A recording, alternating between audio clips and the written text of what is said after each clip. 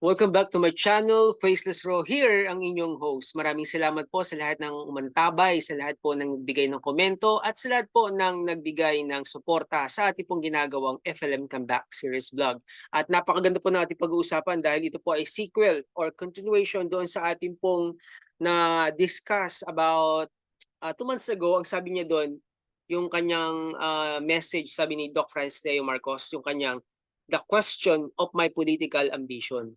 So, pag-uusapan po natin sa ating live stream sa susunod. Okay, pero ngayon napakahalaga itong video na to na marinig at bigyan po natin ng pansin yung bawat linya ng kanyang mga statement na ginawa sa kanyang talumpati. Ay makikita po natin yung kanyang sinseridad, yung kanyang mensahe na magbibigay ng pag-asa sa bansang Pilipinas, sa ating kapwa Pilipino. Kaya nais ko pong sabihin sa inyo, ito po ay napakahalaga.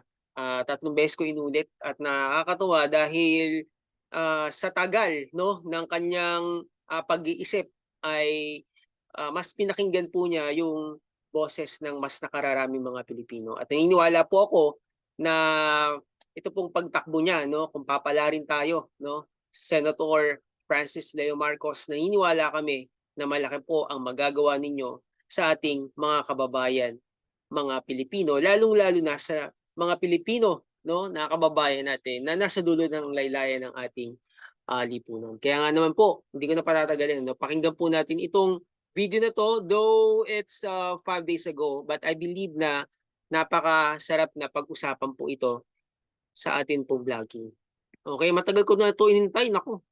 Na late na po ako, pasensya na. At gusto ko pong tignan natin yung kapansin-pansin na bitawan ng mga salita ni Doc Francis Leo Marcos dahil napakahalaga po nito sa atin pong ginagawang vlogging. At okay, bibigay ko na po sa inyo si Doc Francis Leo Marcos.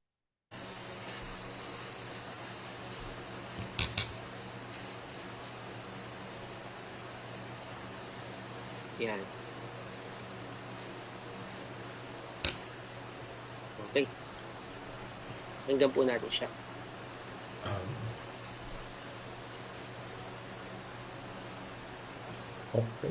Okay.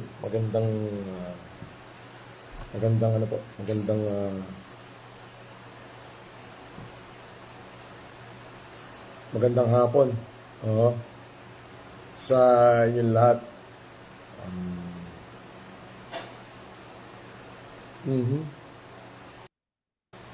So, we're about to begin in 5 minutes. Guys, ito po ay sequel Medyo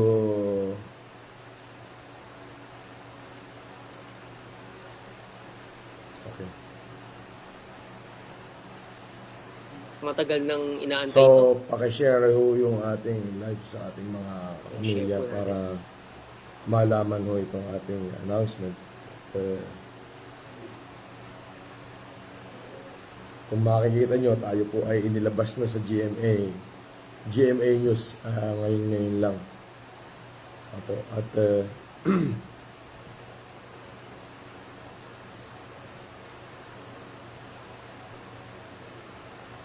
again, sa mga minamahal kong kababayan,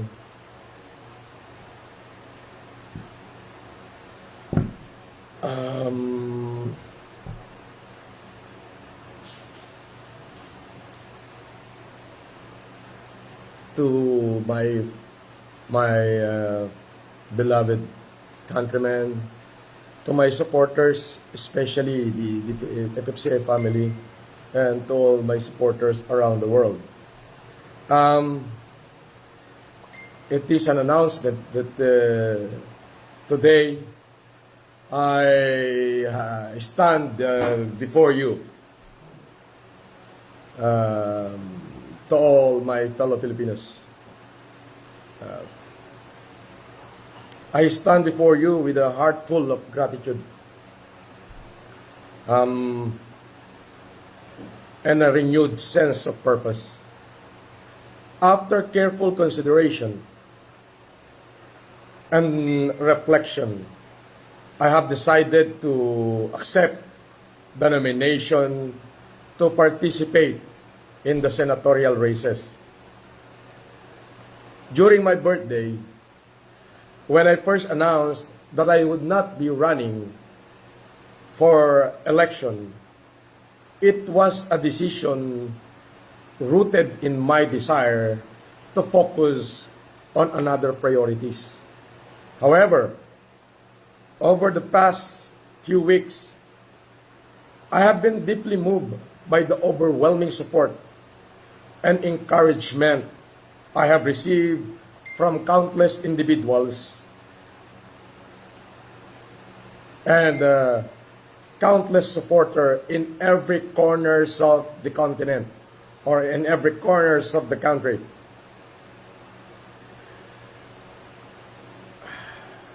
Your voices, your hopes, and your dreams for a better Philippine have inspired me to reconsider my path. I have listened to your concerns and shared your aspiration and felt the pulse of communities. It is clear to me that now, more than ever, we need a dedicated leaders who are willing to serve with integrity, compassion, and commitment to progress. My fellow men, as I embark on this journey, I am reminded of the immense responsibility that comes with public service.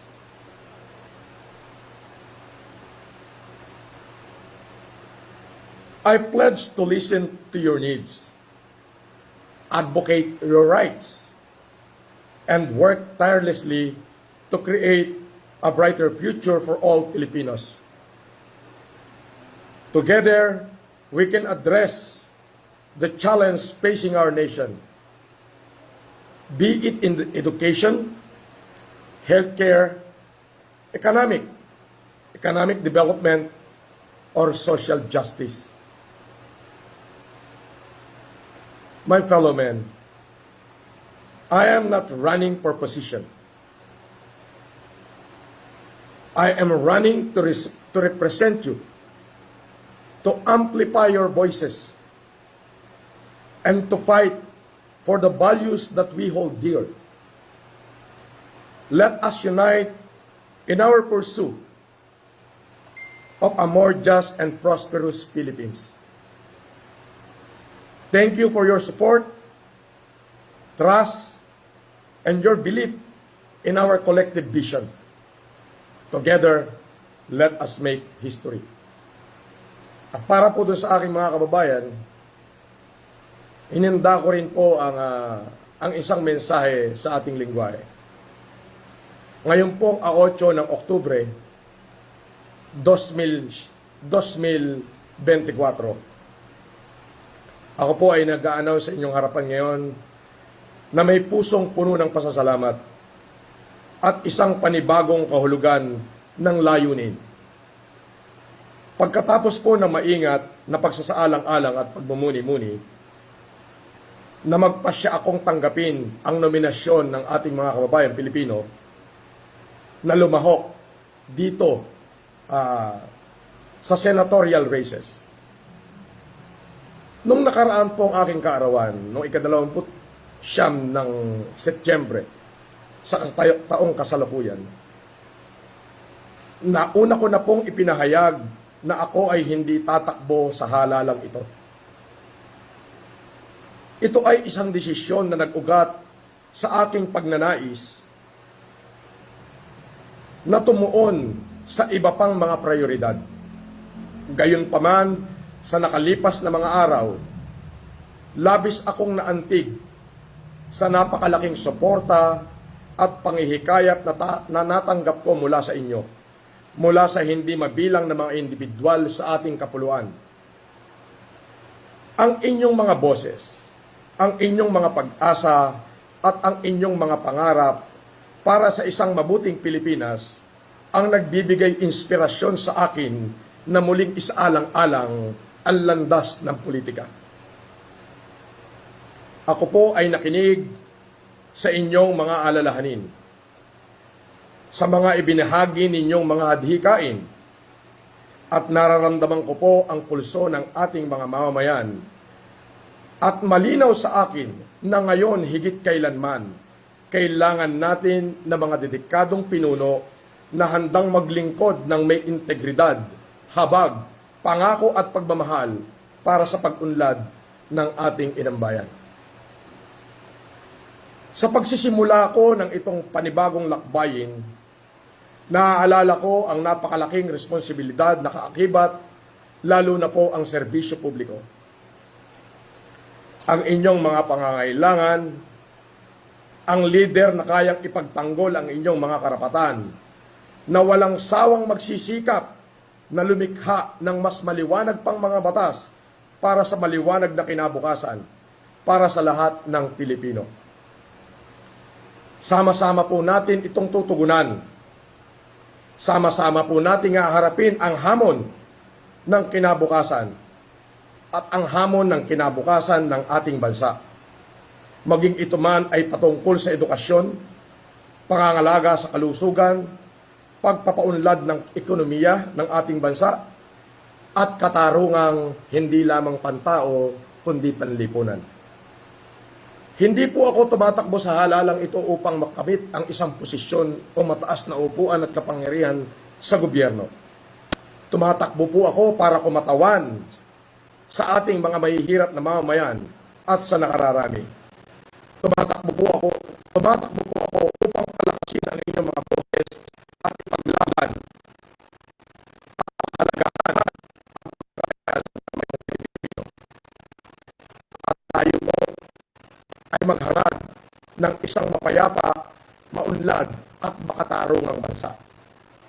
Salamat po sa inyong suporta, sa inyong tiwala at paniniwala sa ating sama-samang pananaw.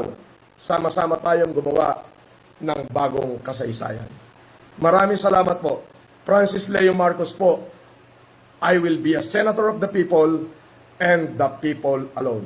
Magandang araw po at maraming salamat. Formal ko pong ipinapahayag ang aking pagtakbo bilang kandidato ng pagkasenador sa ating bansang Pilipinas. Para po sa kaalaman ng lahat, ito na po ang aking COC Ayun, no? na i-file po kanina ng ating mga abogado at ng mga sama-samang alkalde na nagtulong-tulong upang ako po ay makumbinsi nila para makilahok dito sa panlipunang adhikain ang magkaroon ng mga dedikadong liderato, dedikadong pinuno ng ating bansa. Uulitin ko po, I will not be a senator of a party, but I will be a senator of the people and the people alone. Kaya ipanalangin po nila na huwag tayong manalo, sapagkat pag nanalo po tayo, mga buwakang ina nila, bilang na mga araw nila. Maraming salamat po. Mabuhay po kayong lahat at magandang araw po sa inyo. Wow, napakaganda naman, Doc Francis. Ang ganda. Guys, inulit-ulit nyo ba? Ako, inulit-ulit ko yan. Ano? At napakaganda nung kanyang mga mensahe. Guys, isa-isahin po ninyo. At natuwa po ako doon sa sinabi niya na he will not represent any party. In other words, walang nag-udyok sa kanya na mga ibang kulay. No? Walang nag-udyok sa kanya ng may nasa likod sa kanya na nagsabi sa kanya na kumandidato siya. Walang nag-udyok sa kanya na makapangyarihang tao, kundi yung boses ng mas nakararaming mga Pilipino. Yun ang pinakinggan niya. At nakakatuwa kasi, ang sabi niya rito, he will become the senator for the people, of the people, and the people alone. In other words, siya yung magiging boses natin, mga Pilipino. No, sa maraming larangan, no, sa justice system, sa progress ng bansa natin, sa economic, sa education, sa lahat na kung saan siya po ay pwedeng mapagkatiwalaan. At naniniwala ako na napaka-flexible ni Doc Francis Leo Marcos. Kung ako po ay tatanungin ninyo kung sino pong iboboto ko sa mga senator, syempre walang iba kundi si Doc Francis Leo Marcos, ang aking senador. Kaya maraming salamat po sa inyong pakikinig. Sa ating pong live, tutuloy po natin ito. Ito po ay sequel ng kanya pong buhay. Okay, sa kanyang kasaysayan na ginagawa. Napansin niyo yung sinabi niya, no? Bagong kasaysayan. Because I believe Francis Leo Marcos, Doc Francis Leo Marcos, our senator will become a history maker in the Philippines. So maraming salamat po sa lahat ng mga FFCI worldwide, FFCI family, at sa lahat ng mga sumusuporta at patuloy na nagmamahal sa ating pandemic hero. Wag po natin siya kalimutan sa darating na halalan ng pagkasenador. Okay po, maraming salamat po at God bless po sa ating lahat. Po si Faceless Rock, kita-kita muli tayo sa ating next episode dito lamang sa ating channel. God bless mga kaibigan, mga kapatid, mga kababayan. See you po. God bless. Bye-bye.